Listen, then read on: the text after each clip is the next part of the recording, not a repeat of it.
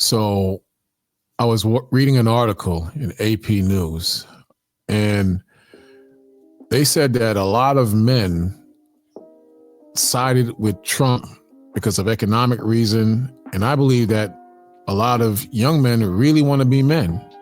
And Trump comes off as a manly man as well as the Republican Party.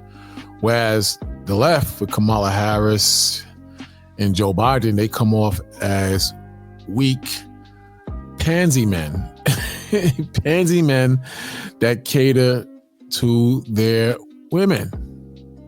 And I think a lot of young men really don't want to be a pansy man. They want to be a manly man. And, you know, things have changed so much over the last 40, 50, 60 years. Men are no longer men anymore. This is why you have men in dresses and men with makeup on and men wearing high heels and flipping their genders, because men today are no longer men anymore. Let me give you a case, an example. This won't be long. These are men wearing harnesses. I'm showing you men that's wearing harnesses. You didn't have this 50, 60, 70 years ago. You didn't have that. Men have become so feminized and weak and pansy-like. It's absolutely ridiculous. It's ridiculous, man. See, we got more. Look at this. These aren't real men. Come on. Look at this guy. Look at this brother in the middle.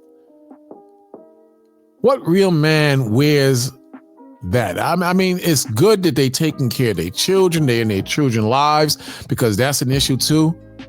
And a lot of the women are raising boys by themselves, which is a tragedy, because cases show that single parent whole households breed criminals, murderers, drug addicts, whores, hoes, pole dancers. So the two parent unit families, or the nuclear family, is a thing of the past now, man. It's a thing of the past. And if you look at these guys, they look pathetic. They look like what you call a pansy. And I looked that word up, man. I looked that word up, and it said, people also ask, what does being called a pansy mean? What does being called a pansy mean? And it says offensive, a weak or effeminate man or boy. See that? Effeminate meaning woman-like, weak. Men are supposed to be masculine. Men are supposed to be aggressive. Men are supposed to be righteous, of course, but you can be aggressive and righteous and not vex the spirit or step on someone's toes spiritually as well. Men are supposed to be men and warriors and protectors of households and go-getters. And my favorite, productive. A man who is not productive is not a man. You're just there. You just exist. But here it says a weak or effeminate man or boy. That's what a pansy is. Used as a term of abuse or disparagement. Offensive. A gay man. Used as a term of abuse or disparagement.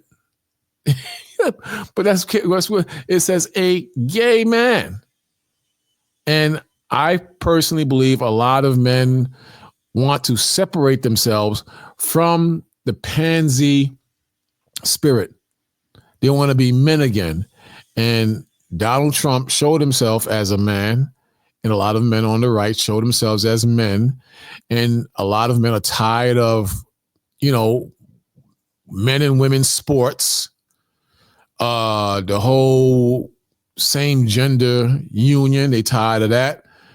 And they're willing to look the other way, but it's a matter of how they push it and try to force that spirit on you. They're willing to look the other way and just live life. But when they're trying to force your children into that lifestyle, when they're trying to force you to watch movies with that type of lifestyle.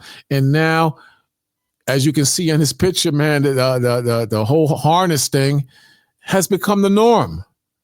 I was speaking to a brother some months ago, and I was telling him, picture Conan the Barbarian wearing one of these things. Huh? Picture a hardcore Marine in the 50s or 60s wearing this type of outfit. Huh? Picture Blade. I'm just naming fictitious characters, but I'm just trying to make you see where I'm coming from. Picture Blade or Iron Man, Tony Stark, or the Hulk wearing one of these things. These things feminize you. This is a woman's job.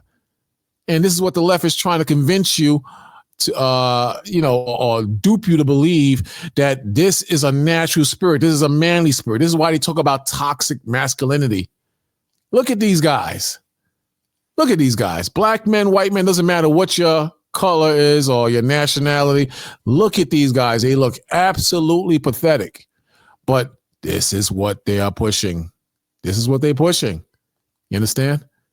This is what they're pushing. Then it comes down to the money. Like I always say, the money. The money. It says young black and Latino men say they chose Trump because of the economy and jobs. Here and why. I'm not going to read all this, but you get the point. 1 of 9 black and Latino voters moved toward Republican Donald Trump in this year's presidential election. And some of the biggest shifts were particularly among men under 45. Under 45, men want to be men again, man. But men want to make money. So most of them in this story were focusing on the economy. They didn't care about abortion rights and same-sex unions and fruity boy activity. They didn't care about that stuff. They didn't care about that stuff. They cared about money because real men want to provide for their families. They want to keep food on the table. They want to do what's right according to being a man. And when you read the Bible says a man is supposed to be productive and he's supposed to provide and he's supposed to make things happen. A real man. That's what a real man does. It says, let me see what this says. Brian Leaja, I think that's how you pronounce his name. A 31-year-old small business owner from Belton, Texas, was not surprised that a growing number of Latino men of his generation voted for Donald Trump for president this year. Like Leaja had voted for the Republican in 2016 and 2020. Leaja's rationale was simple. He said he has benefited from Trump economic policies, especially tax cuts. See, the money. Men want to work hard.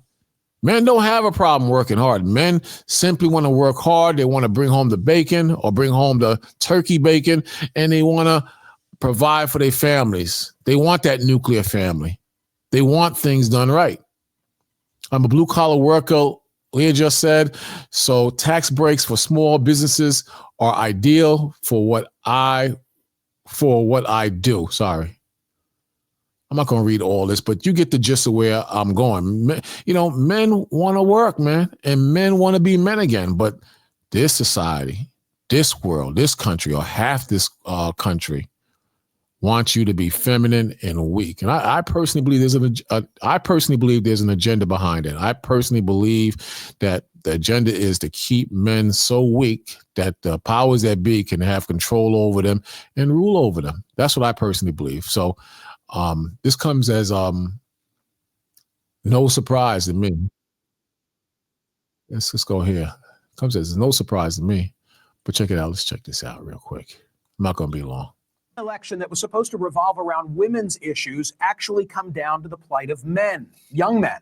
The 2024 race long ago turned into the boys versus girls election, with polls showing Harris performing significantly better among women and Trump among men. See that? It's a gender war.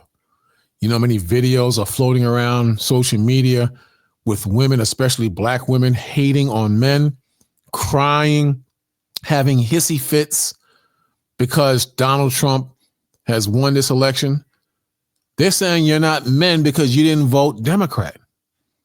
But men are waking up. Men have been voting Democrat for over 30 years, and it has done nothing for them. And a matter of fact, the very women who are complaining that they didn't vote Democrat have emasculated and destroyed the manhood and masculinity. They have destroyed it.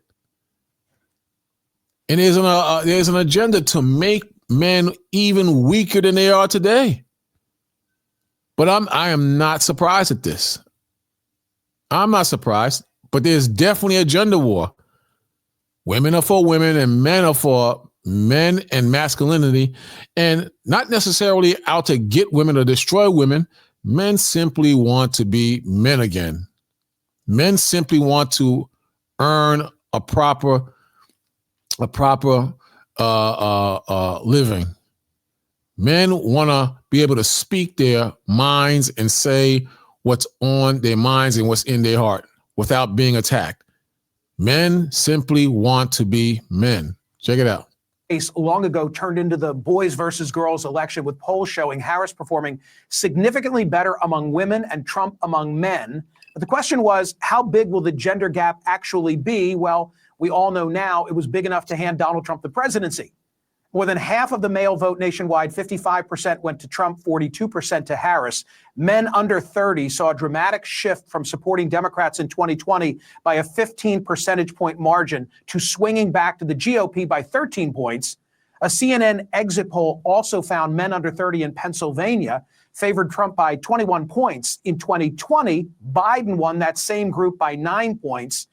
A part of President-elect Donald Trump's campaign strategy involved. Listen closely now, because that's heavy. That's heavy. And those shifts, all those shifts he named may have cost Harris or the Democrats the presidency. But check this out. By 21 points. In 2020, Biden won that same group by 9 points. A part of President-elect Donald Trump's campaign strategy involved using hyper-masculine voices like hyper-masculine voices. Now, who did Kamala use? Kamala had butt-shaking whores jumping around the stage, and weak women as well as men who sparked and worked emotions based on a joy campaign. But Trump, on the other hand, used masculine men to push his agenda, which probably took him over the hump and caused him to win the election. Check it out. Biden won that same group by 9 points. A part of President-elect Donald Trump's campaign strategy involved using hyper-masculine voices like Hulk Hogan and Kid Rock, UFC CEO Dana White. Democrats may have miscalculated the strength and importance in appealing to men. On their party's website, under the headline, "Who We Serve," Democrats showed a diverse list of minority groups, including LGBTQ+. You heard that? I'm not going to speak on it much because I don't want to get a flag, but you hear that? You hear who they focusing on? Listen again. And on their party's website, under the headline, "Who We Serve," Democrats showed a diverse list of minority groups, including LGBTQ+. LGBTQ+. You didn't see nothing like that on the right. Nothing like that on the right. Here it says who we serve: African Americans, Americans with disabilities, Asian Americans and Pacific Islanders, Democrats, ethnic Americans, Latinos, faith community, LGBT community, Native Americans, rural Americans. I guess that's average, but that last statement, you heard what he just said. You heard what he just said. Americans with disabilities, Pacific Islanders, Native Americans, women, many other communities. No mention of men. You hear that? And then even in Black Lives Matter, women run that. George Soros funds it, but women and gay men and women run that organization. And then you have the weak men, the pansy men. They in the cut. Sometimes they use as the goons, but that whole agenda is women motivated. And this election was to uplift women, put them in a position of power. You go search the complainers. These are women who feel they missed out on the opportunity to rise above men, not be equal with men, but to rise above men. You might remember back in August, I noted this, made reference to the omission in a conversation that I had with Professor Scott Galloway. One of the great challenges in this world is knowing enough about a subject to... Commercial. But you get the point. You get the point. And, you know, people get in their feelings and they say all types of things, but all types of things contrary to the truth. They say all types of things contrary to the truth, but the truth is the truth. And real men, they see the truth. They're not they're not afraid to speak their minds. They're not afraid to make manly moves. And they don't care whose toes they step on. They don't care who they offend. They're going to be men, because men are men at the end of the day, and they don't care what anyone thinks. The party right now, Michael, is facing the same issues as some of the DEI apparatus at universities. And that is when you are purposely and explicitly advocating for 76% of the population, are you advocating for them, or are you discriminating against the 24%? I'm not going to go any further, but you brothers and sisters, you get the gist of where I'm going with this. You get the understanding of what I am expounding on and what I'm trying to make you understand, that there's definitely something wrong with the system. There's something definitely wrong with this country, and real men and women, because you got women who understand what I'm saying, and they're about being women and being feminine and being the way the Lord created them to be. They see what's going on. The only question is, how far is this thing going to continue? How far are they going to take this foolishness, man? That's the main thing. How far are they going to take this? And I believe they're going to take this to the point where there's going to be a total breakdown in the system, and all the pansies and all the weaklings, they're going to be caught with their pants down. In other words, you're going to have such an uproar in this country. They're going to be rolled over. They're going to be rolled over and dominated by angry men, because men are getting tired of this, and men are very angry. It's better to be a warrior in a garden than a gardener in a war. I'm out.